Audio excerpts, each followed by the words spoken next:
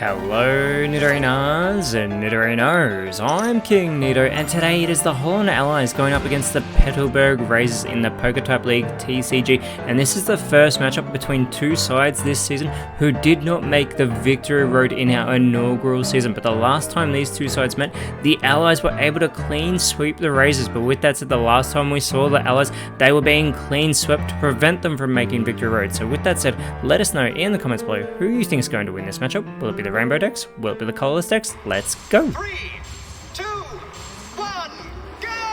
And starting this match off, going first is going to be that Spring Path deck of the Holland Allies, and they've got the Giratina in hand. It is a Dragon type card that they put into the active spot as they're going up against that Fast Days deck of the Petalburg Razors. They put the Chatot into the active spot with the Starly on the bench, and we can see that they've got the Staraptor in hand already as well, but they need that Staravia as the Allies are going to pull the second Giratina already, and they've got two Professor's Research in hand. They can only play one this turn. Playing that first one, they get the Rocky Helmet plus the Kadabra. Now this deck does produce Psychic and Grass type energy, and that is what Giratina needs. It needs at least one of each of those plus a third energy to start going on the offensive with that Crisis Drive.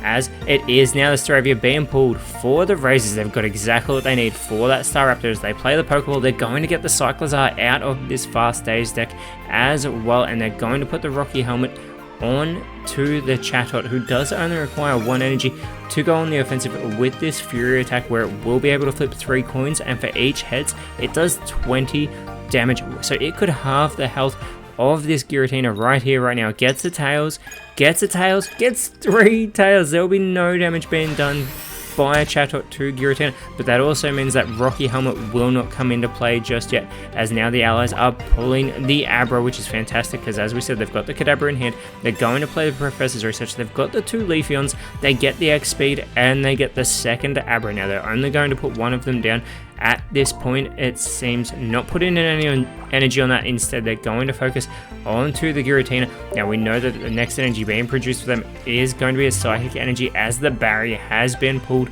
for the Petalburg Razors.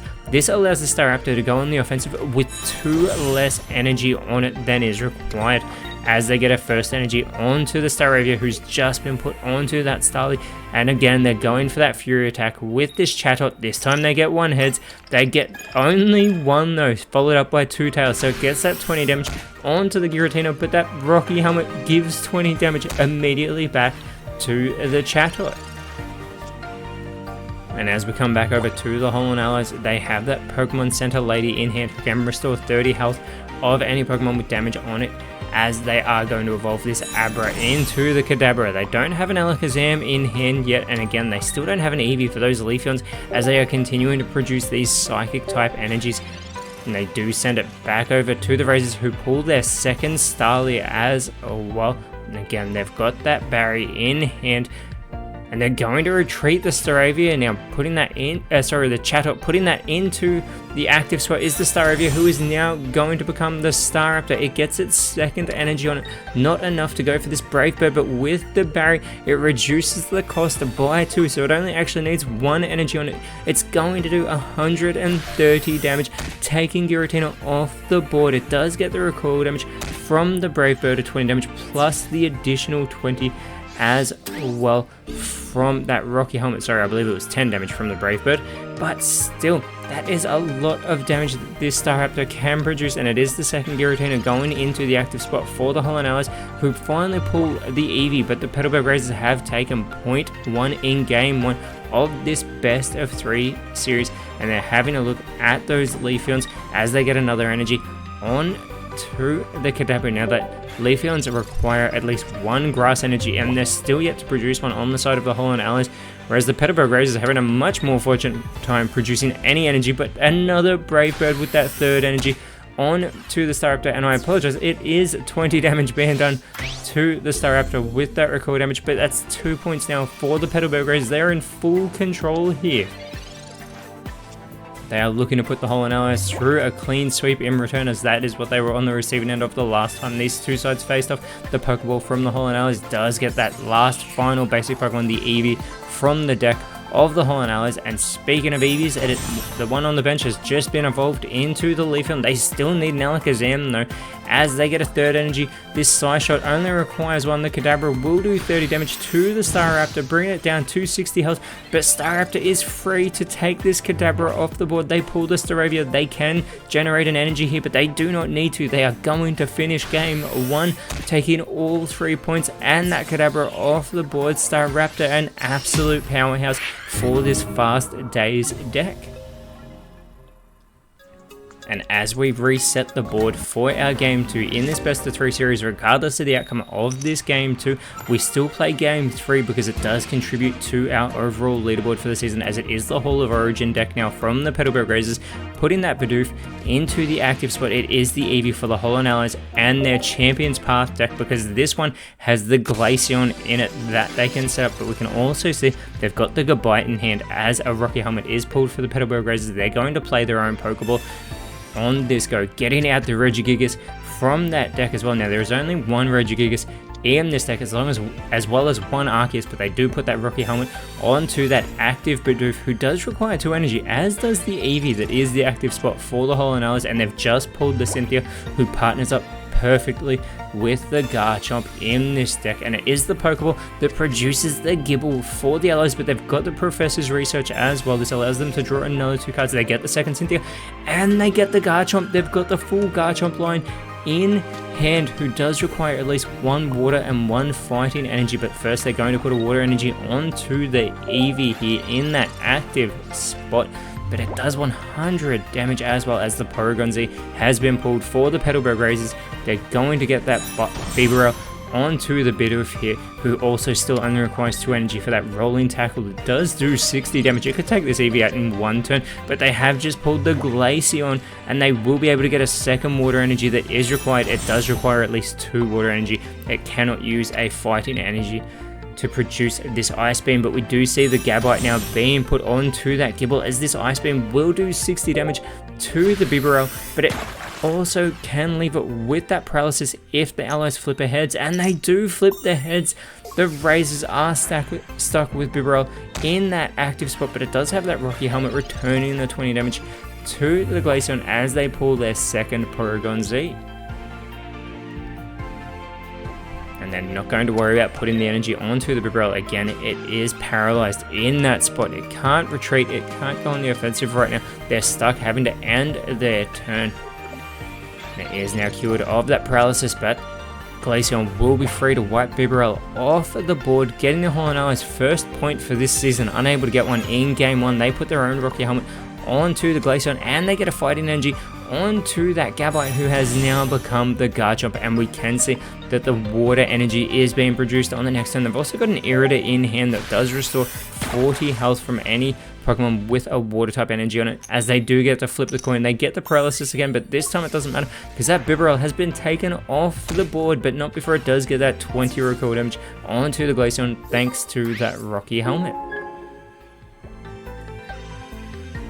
And now we are going to see that Regigigas come into play, who does require 4 energy. It is the Celestic Town Elder being pulled for the Petalburg Razors. It is a supporter card, and they can only play one of these per turn, and they're thinking of playing it now, which means they will get that Bidoof back out of that discard pile, as it is the only basic Pokemon. It is chosen at random, but when there's only one, it's pretty obvious which one that will be. Now this Raging Hammer, again, 4 energy, but it does do 50 damage plus additional damage for the damage that is on the Regigigas. As I try to explain that, hopefully I did that well, but it is now the Shaman being pulled for the Holland Allies. They immediately put that onto the bench, and that is going to allow the retreat cost of Pokemon to be 1 less required, so they can retreat this Glaceon, putting the Garchomp into the active spot. They're still yet to play a supporter card. They're looking at the Shaman though. There's that Sky support that can be used, and they're going to use the Cynthia. This allows that Dragon Claw to do an additional 50 damage, which means this Regigigas will be taken out with a single Dragon Claw. Just like Staraptor was set up incredibly fast, Garchomp is doing the exact same now for the Holland Allies in game 2, as they are in full control. They want to take this to a game 3. And now that Bidoof is back in the active spot, the Porygon being pulled for the Petalburg Razors, and this is not looking good for them. There is not much that they can do right now, especially with that second Cynthia in hand for the Hollow Allies. They do the Headbutt, 30 damage onto the Garchomp, but this Garchomp doesn't even require the Cynthia. They do, though, want to maximize their damage, because again, this does count towards the leaderboard, and it will offset that Game 1 defeat. This Dragon Claw, 150 damage, and the Hollow Allies have returned that 3-0 in Game 2 that they received from the Petalburg Razors with that Fast Days deck in Game 1. We are going to a Game 3 to determine our victor of this match. And this time it is going to be the Hollow Allies going first with their Gold Rush deck. And there is a multitude of types in this deck, but they do only produce Metal and Ground type energy, as they are going to put that Gimmighoul into the active spot with the Burmy on the bench. They've got a second Gimmighoul as well. It is the Snorlax for the Petalburg Razors going into the active spot for this Bombardment deck of the Petalburg Razors. But here we go, it is Game 3, and the Nose Pass being pulled for the Hollow Allies. It does only require a colorless energy, which is fantastic. It does not require the ground type energy, but there is those Probo Pass in hand that are the metal type, and I believe I've been saying steel type, I meant metal type, hopefully that's okay. But they send it over to the Petalburg Razors, getting their first energy onto the Snorlax, who does require 4 energy to do this collapse. That is 100 damage, but those barriers can allow it to be 2 less. There are 2 barriers inside this deck, just like that Fast Days deck, and the Allies pulling their second Probo Pass, but they do get that first Probo Pass of the 2 in hand on to the bench, and they're going to put a first Metal Energy on to the Gimmighoul. And they're not really worried about the attack, because they know that Snorlax cannot go on the offensive yet. Well, they think that if Barry had been pulled, that would be a totally different story, and it would have been able to wipe this Gimmighoul off the board, but there is the second energy of the 4 required on to the Snorlax, and we can see the Team Rocket Grunts and that giant cape in hand for the Petalburg Razors as well. They've got the 2 Ambipoms as the Adamant has been pulled for the Hollow Allies. It does reduce damage taken to metal type Pokemon, as the Allies still waiting to pull that Goldengo. They get a first Metal Energy onto the Probo Pass, and the Baneri has been pulled for the Petalburg Razors. They've already got one of their 2 Lopunnies in hand as well, and they can get an Ambipom onto that benched Apom, and it only requires 1 energy as well. But here it is, the 3rd energy onto the Snorlax. Now when it does this collapse, it does immediately fall asleep, but if they can flip a heads, that being the Petalburg Razors, the Snorlax does awaken. A second Adamant now being pulled for the Hollow Allies. As well as that, though, they do get the second energy onto the Probo Pass, and here it is, the Chestoflage from the Gimmighoul, and they are going to want to flip a heads to prevent all damage from attacks, and they flip the tails. This is not what the Allies needed, because this will free up Snorlax, as the second Lopunny has been pulled for the Petalburg Razors, and they think of putting it down, but these are 2 different Lopunnies, one with the jump kick that does 20 damage to the active Pokemon and 20 damage to one of the bench, as opposed to the other Lopunny who only does 30 damage to the active Pokemon. But here is that 4th energy onto the Snorlax. They're also going to get a giant cape onto it as well, in case it is asleep for too long, getting it up to 160 health though. The collapse, 100 damage to squish this Gimmighoul and take it off the board, taking the first point for the Petalburg Razors, as Snorlax is now asleep on the field. And the Allies trying to buy themselves a bit of time, put the Burmy in the active spot, as the coin flip is a tails for the Petalburg Razors. This does buy the Allies a little bit more of a chance as they pull the Pokeball. They can try and decide how they want to approach this from here. And they get that second Burmy, as the Triple Nose from Probo Pass does require 4 energy as well, 3 of which are required to be Metal Energy, and it is a Metal Energy that is being produced currently for the Hollow Allies in their energy zone. As they've got 1 Gimmighoul now on the bench, they are going to get a 3rd Metal Energy onto the Probo Pass. They're going to end their turn. They need Snorlax to stay asleep. This is the moment of truth, a coin flip from the Razors, and it is a tails. Snorlax will stay in that active spot. It's got the 4 required energy, but it cannot do a thing, as the Fan Rotom has been pulled for the Petalburg Razors. And the Razors can start setting up their bench, and they're going to get the 1 and only energy required for that Ambipom. Lopunny also only requires 1 energy, whereas the Fan Rotom, who is now on that final bench spot, requires 2, and it is the heads being flipped for the Petalburg Razors, Snorlax has finally awoken as the Mothim has been pulled for the Hollow Allies, and it only requires 0. That is right, it requires nothing for it to retreat, and they've got that Burmy in the active spot. They're having a look at that triple nose again. It does 30 damage, but it gets 3 coin flips. Each heads does an additional 50 damage. It can do 180 damage, and that Snorlax has 160. So this is a huge opportunity as they're thinking about how they want to approach this. They put the nose pass in, they're clearly not sure. They do get that 4th energy finally onto the Probopass. They've got that Mothim in hand, they do put it onto the Burmy. Now it's got 90 health, so it's not safe from the Snorlax, but that retreat cost is 0, so they switch it out with the Probopass. They need 3 heads to take out this Snorlax here. They're going back over what they may want to do. They're going to play the Adamant to reduce damage by 20. That will be done to Probopass in the coming turn, but here it is, the coin flips. They need 3 heads. They get 1. They get 2. They get 3. It's going to be 180 damage. It takes the Snorlax off the board, and the Hollow Allies are still in this game.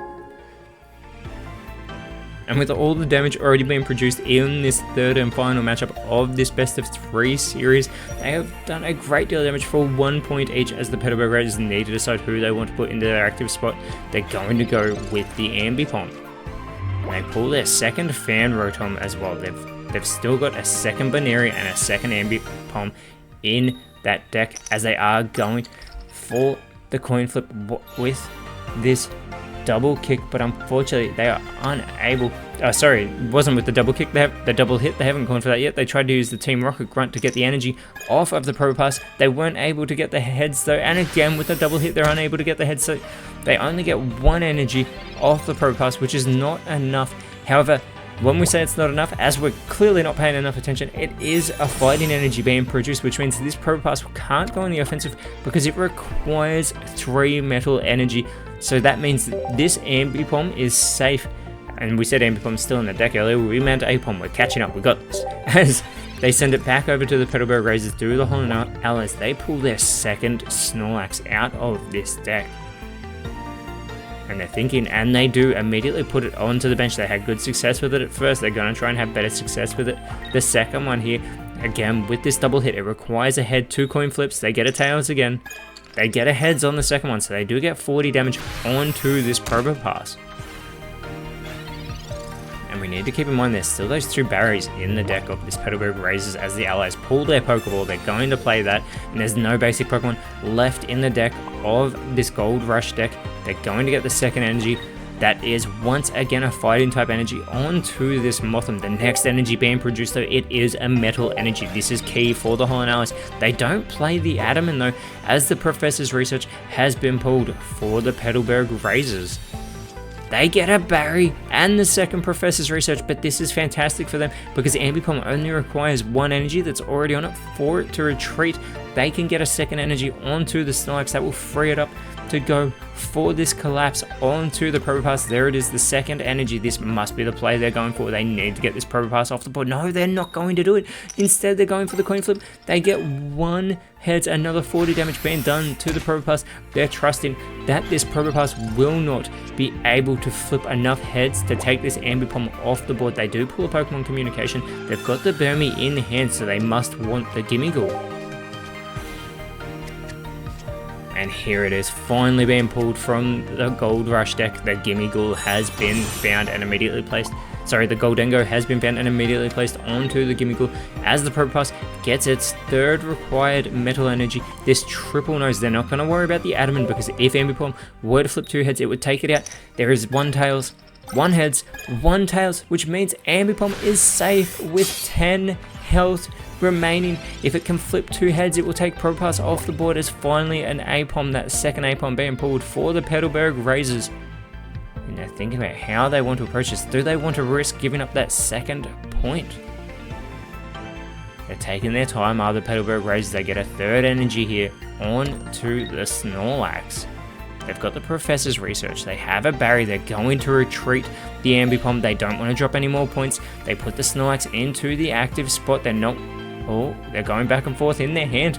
They're going with the Barry. They're going to take this Probopass off the board. They could have done this a turn earlier, but they're doing it now.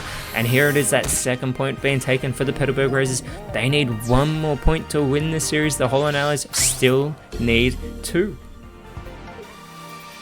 And after 2 rapid, quick first 2 games in this series, this third one is going down to the wire, as it's immediately the heads being flipped for the Petalburg Raisers. That Snorlax is awake. This is not good for the Allies. They've just pulled the Giant Cape, though.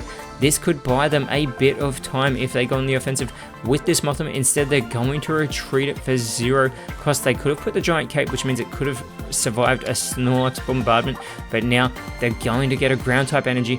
This Goldango needs at least 1 Metal Energy for every additional one. It can do more damage, but they think of playing the Adamant, and that they are. So this collapse from the Snorlax will do 20 less damage. It will leave the Gimmighoul with 40 health as they do end their turn, and it is the Pokeball being pulled for the Petalburg Raisers. They do play it immediately. They do have one more Benaria, I believe. Yes, there it is, being pulled from their deck, and they play the Professor's Research as well. They're about to run out of cards, getting their last 2. It is the Barry, and it's the Rocky Helmet. And they have all their cards now pulled from their deck. They get that energy back on to the Ambipom. They have a Barry that they can still play. They're going to get that Rocky Helmet. Sorry, they can't play the Barry. They just played the Professor's Research. They didn't get a 4th energy onto the Snorlax. What are they doing? Although, with that said, they have not wasted that Collapse because it's not going to put Snorlax to sleep, but the Adamant has been wasted for the Holland Allies, so they're buying themselves potentially a bit of time. A 2nd energy of the 3 required onto the Goldango here, but still no Metal Energy on it, so it cannot go on the offensive with this Surfing.